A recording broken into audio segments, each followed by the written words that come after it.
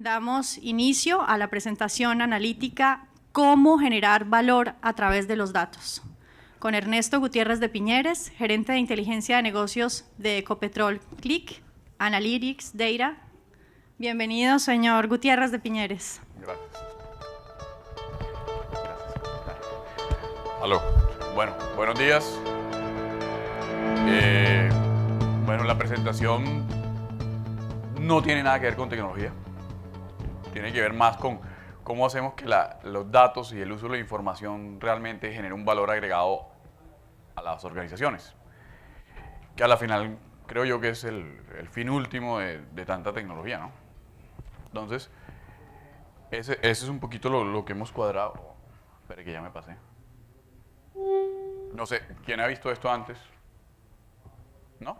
No, para no tirarme el chiste. Ok, mírenlo bien.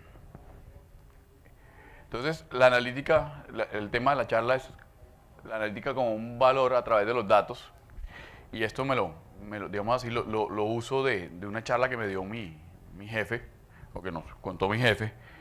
Y él nos hablaba del oráculo de Delfos. El oráculo de Delfos en la época de los griegos es donde iban a preguntarle a Pitia qué iba a pasar en el futuro. Y el 99.9% de las veces ella respondía, conócete a ti mismo. Entonces, cuando uno trae eso a la realidad de hoy, de las organizaciones actuales, a veces estamos tan afanados en colectar datos, en tratar de entender hacia afuera qué pasa, que nos olvidamos que el 99.9% de las respuestas de pronto las tenemos adentro. Entonces, desde los 80, 90, hubo una escalada muy fuerte de adquisición de datos. Entonces, cuando los sistemas de información eran compartimentados y toda la contabilidad por un lado y las ventas por el otro, entonces decían, ay, monte un ERP, monte un ERP, monte un ERP. Entonces uno iba y montaba el ERP y entonces cuando hablaba con el consultor ERP, decía, vea, una cuenta contable que en teoría no tiene nada de raro, le puede poner 58 atributos para que entonces le cuente todo lo que usted quiera saber. Y entonces todo el mundo, uy, no, ¿cómo así? Y siempre nos afanamos muchísimo en tratar de colectar datos, pero se nos olvidó, y también y lo digo por mi error personal en todas esas cosas. Yo antes me dedicaba a la tecnología y monté muchas veces ERPs, se me olvidaba hacer algo con los datos. Entonces usted imagínese, le dice a un presidente de una compañía, venga, invirtamos, no sé, N millones de pesos, dólares, lo que sea, en tecnología, porque es que ahora sí usted va a entender y ahora sí usted va a poder tomar decisiones bajo riesgo, no incertidumbre, porque tiene toda la información disponible, porque vea que este cacharro que vamos a comprar, eso, eso tiene 200.000 cosas, y bueno, y cómo comprar el software, hay que comprar los servidores, y como hay que comprar los servidores, bueno, el proyecto es gigante, pero N meses después, sale uno vivo, y no le hace ni un reportico al presidente, pero ni uno. Entonces nos quedamos enredados con la información, porque tenemos el paradigma de los datos, y los datos no son información. Y creo que pues en todo el evento y todo hemos llegado allá. El problema de los sistemas de información es que piensan en filas y columnas, pero el cerebro no piensa así. El cerebro piensa en qué, cómo, cuándo, por qué, dónde, es multidimensional. Y a cada pregunta uno le tiene un porqué, y uno hace como un drill down más profundo, pues cada vez que pregunta y cada vez que analiza. Y desafortunadamente los sistemas de información transaccionales no tienen eso, no están pensados así, están más pensados en la eficiencia de la base de datos y la vaina y tal, pero no en responderle o generarle información y valor agregado al que preguntó.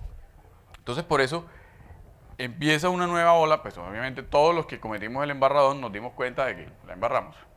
Entonces empieza como a generarse una nueva visión de qué se puede hacer. Y si uno entiende un poquito por qué estamos en esta discusión, uno se da cuenta que la única tecnología que realmente evoluciona de manera exponencial es la tecnología de información. Y por eso pongo este ejemplo. Miren un Ford Mustang en el 67. Me tomé el trabajo de buscarlo. Digamos que si el driver o la medida más fuerte de performance del carro, y puede ser cualquiera, pero tomemos la velocidad que alcanza a desarrollar, en el 67 un Mustang desarrollaba 180 kilómetros por hora. Hoy, 50 años después, desarrolla 250 kilómetros por hora máximo. O sea, creció 1.4 veces. Sin embargo, si uno mira en el 67, el primer computador y tomamos como medida la velocidad del procesador, generaba 1 MHz. Y hoy vemos un Apple Watch. O sea, son 520 veces más veloz de hace 50 años. Entonces, la tecnología evolucionó de una forma tan exponencial y nos empieza a cambiar el paradigma. Y entonces, por ejemplo, la charla anterior, todavía, imagínate, uno en el 2017 discutiendo todavía si el cloud o no el cloud. Entonces, nos empieza a abrumar de una manera absurda la cantidad de datos que se generan por minuto y que no se usan. Y los humanos, no las máquinas, no teníamos o no tenemos todavía la forma estructurada de usarlas. Entonces, otro ejemplo, los que saben de aviones dicen que 1 hora de vuelo genera más o menos 500 millones de datos de un avión de última generación. 500 millones de datos. ¿Quién ve eso? ¿Quién es capaz de usar eso?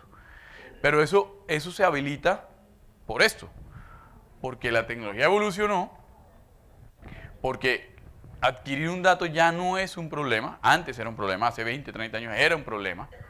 El performance de la base de datos era un tema. Ya no. Entonces, vuelvo al cuento y aquí sí hago la pregunta. ¿Cuántos tigres ven? Aquí el problema no es cuántos tigres tiene el slide, cuántos tigres adquirimos, sino cuántos tigres vemos. Porque eso es lo que hace la diferencia. O sea, ya adquirir información, adquirir datos es una discusión absurda. O sea, los datos están en todos lados. Miren la diferencia entre lo que pasaba en Internet hace un año y este año. ¿Cómo crece dramáticamente esto? O sea, el problema no son los datos. Hay datos para todo y hay datos de sobra. Entonces hay tantos datos que ya los ojos no lo ven.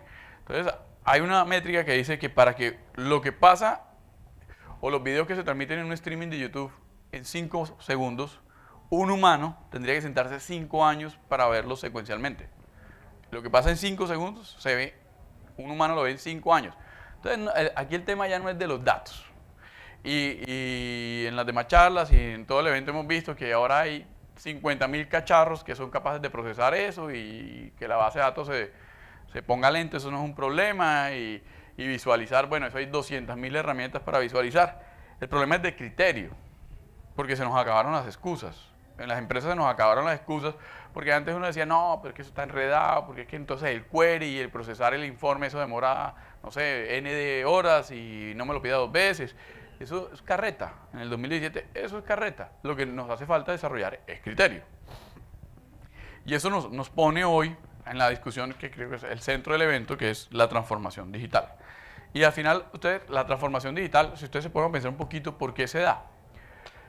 Mi concepto muy particular, porque compañías como Facebook nos enredaron la vida a los de tecnología. Porque 2 tipos mamando gallo en un sótano se pusieron a hacer una página para levantar viejas y les explotó. Y no había cómo procesar eso. No hay forma, no tenían forma de comerse eso. Entonces van a las compañías tradicionales, Oracle, IBM y tal, y le dice, venga, desarróllenme una base de datos porque necesitamos moler esto, porque es que mire esto cómo nos está inundando. Y esas compañías dicen, no, espere, que el contrato, que la propuesta, que 50 días, y empiezan a generarse una cantidad de startups donde dicen, no, venga, no se enrede. 2 chinos en un garaje, deme Red Bull y pizza y verá que yo le saco eso adelante. Y empieza a generarse Big Data. Eso es el origen de Big Data. Y eso es el origen de la transformación digital. O sea, la transformación digital a la final es reusar todo eso que pasó en la tercera revolución industrial, que era la época de la automatización, ¿no? Entonces, yo trabajé varias veces, todavía trabajo en una empresa industrial, y cuando uno habla con la gente dice, no, automaticemos, porque hay que controlar, automaticemos, entonces hay que medirle todos los bichitos que puede tener un aparato, porque hay que controlar. pero jamás generamos valor a través pasamos del controlar. La cuarta revolución industrial habla de cómo eres capaz de usar esos datos para predecir algo. Entonces, empezó a salir o a ponerse de moda el término de XX inteligente. Entonces, hay de todo inteligente. Carros inteligentes, teléfonos inteligentes, lo que sea inteligentes. Donde yo trabajo ahora, que es una empresa de petróleos, barriles inteligentes, campos inteligentes, oleoductos inteligentes, todo es inteligente, pero realmente es re bruto. Porque cuando uno empieza a entender qué es inteligente, el concepto inteligente es si la información, o si el uso de la información, no de los datos, de la información, te ayuda o te logra predecir algo. Ahí es donde eres inteligente. ¿Por qué? ¿Y por qué es inteligente? Porque si eres capaz de entender los datos, la taxonomía de los datos, y generar valor a través de eso, y prevenir, por ejemplo, una parada de un equipo que sale de línea, que vale un resto, eres inteligente. Pero si estás viendo una pantalla con 50.000 bichitos y bombillitos y no haces nada con eso, pues que eres bruto. Entonces, si uno trae eso a esta realidad de la cuarta revolución industrial y la transformación digital, que pues es como decir la estrategia para pasar de lo análogo, de la tercera a la cuarta, el foco es usar información. O sea, si ustedes ven todo lo que describe la cuarta revolución o la estrategia de transformación digital, entiendan los clientes, entiendan la competencia, como lo quiera, o sea, cualquiera de las teorías que hay sobre eso, a la final, ¿qué le está diciendo? Pues piense, use la información que tiene y no salga a preguntarla. O sea, usted no necesita ir a preguntarle a nadie, usted tiene absolutamente todos los datos, los tiene. Lo que pasa es que no es capaz de procesarlos, no es capaz de usarlos y a veces no tenemos el criterio para entenderlos. Y eso es lo que hay que lograr. Entonces, si uno se devuelve a los griegos y el problema es el mismo, ¿quién en el 2017 sería Pitia? Pues nosotros, los que estamos encargados de la información. Y ahí hay un tema difícil para, digamos, los de background técnico, porque a veces estamos más encarretados con el servidor, con el hardware, con la cosa, que con la información. Entonces imagínate, el que llegue una caja de un servidor y no sacar la llave del carro para abrir la caja, romper las bombitas, pues eso es sexy, ¿no? Para los técnicos. Pero eso no le agrega ningún valor a la compañía, pero ninguno. En cambio, tenemos inundada la organización, pero absolutamente inundada de información que no estamos procesando, pero no estamos procesando como humanos. La información está procesada, respaldada, resguardada en algún servidor, en algún sistema de información, pero nosotros como humanos no la estamos usando, no estamos tomando decisiones bajo riesgo, sino bajo incertidumbre. Entonces, hoy por hoy, 2017, en las organizaciones, ¿quién es Pitia? ¿Quién es el oráculo? Pues nosotros. Y a la final, ¿cuál es la pregunta? ¿O cuál es la respuesta a cada una de las preguntas? Pues la tenemos nosotros, conocernos a nosotros mismos. Entonces, ese es como el reto. Entonces, ¿cuántos tigres vieron? ¿Ah? ¿Cuántos? Más de 10. Levanten la mano los que vieron más de 10. Ya estamos jodidos. Un poquito. Los que vieron más de 15. Hay 16. Entonces, ¿el problema es de adquirir tigres y montárselos al PowerPoint? ¿O de tener el criterio para observar y ver y usar la información? Son 16, ahí los pueden contar. Bueno, pues. Entonces, ¿qué pasa con todos estos temas? Entonces empieza, y esto es como el resumen de lo que les acabo de decir. Nosotros, y lo digo por donde he estado, yo tengo la fortuna de cambiarme de trabajo muchas veces. Nosotros en Colombia, o en este medio, estamos como en esta columna, si acaso. Si acaso. Y somos capaces de, con la información, responder qué está pasando, qué pasa. Pero más para adelantico, nada. Si ustedes ven, ya responder por qué está pasando, nos enreda, ¿no? Ahí uno gaguea cuando le hacen esa pregunta. Y espérese, hay que procesar, necesito el informe, proyecto, 2 ingenieros, ta, ta, ta. Pero miren en la franja de abajo, dónde está la oportunidad de valor y cómo se agrega. La oportunidad de valor la tenemos es cuando sabemos qué va a pasar. Y para saber qué va a pasar, créanme, de verdad, el problema no es técnico, el problema es de criterio. Tenemos absolutamente todos los datos que necesitamos, no necesitamos más, necesitamos es criterio. Y eso, desafortunadamente, es como lo más difícil de adquirir. Pero la oportunidad de valor siempre va a estar entre tratar de que no sucedan cosas. Por eso todo esto lleva a en qué somos inteligentes, o ciudades inteligentes, países inteligentes, lo que sea inteligente es si eres capaz de echarte para este lado de la torta. Y lo que ves es que todas esas otras tecnologías o todas esas otras son medios, a la final son solo medios, o sea, IoT, Cloud Computing, todo eso son solo medios, que suena sofisticado y a veces es rico hablar de eso y bueno, y vamos a Andicon porque pues allá es que se habla de esa vaina y en el showroom ahí vemos la cosa, entonces, y si uno tiene más presupuesto pues va al exterior y mira, pero realmente eso ya es un commodity y eso a los técnicos a uno le duele, no le duele porque pues es como perder su liderazgo dentro de la organización. El tema no está ahí, el tema no está en cómo usarla, en la técnica para el uso de la información, está en el criterio para que la información le genere valor agregado a la compañía, para que las tomas de decisiones, como les decía ahora, se basen más en riesgo que en incertidumbre. Y esto es como mi forma y como me ha funcionado de cómo hacerlo. Pues lo primero, hay que entender los problemas. Desafortunadamente en la información y uno trata como ingeniero de estandarizar y todo tiene que tratarlo igual y tratar de estandarizar. Para estos temas de la información, mi recomendación es no hay el estándar es que no hay estándar. O sea, y entonces, ¿qué es lo que uno tiene que hacer? Entender el problema. O sea, tratar uno de lanzarse a pescar a ver qué encuentra o qué insight encuentra en los datos. Pues pegue que le pegue, pero es un tema más de incertidumbre que de riesgo. En cambio, si usted es capaz de entender y acotar el problema, pero de verdad entenderlo, o sea, para poderlo responder, porque es que si usted no entiende que le están preguntando, ¿cómo lo responde? Pero eso sí también es muy nuestro, muy latino, muy colombiano, ¿no? Porque uno no termina de hacer la pregunta y uno ya tiene 50 porqués. Y es que, y no deja hablar. Entonces imagínate el mismo tema con millones y millones de datos. Entonces hay que entender el problema. Si no entendemos el problema que estamos buscando, no hay forma. O sea, no hay forma de poderlo responder.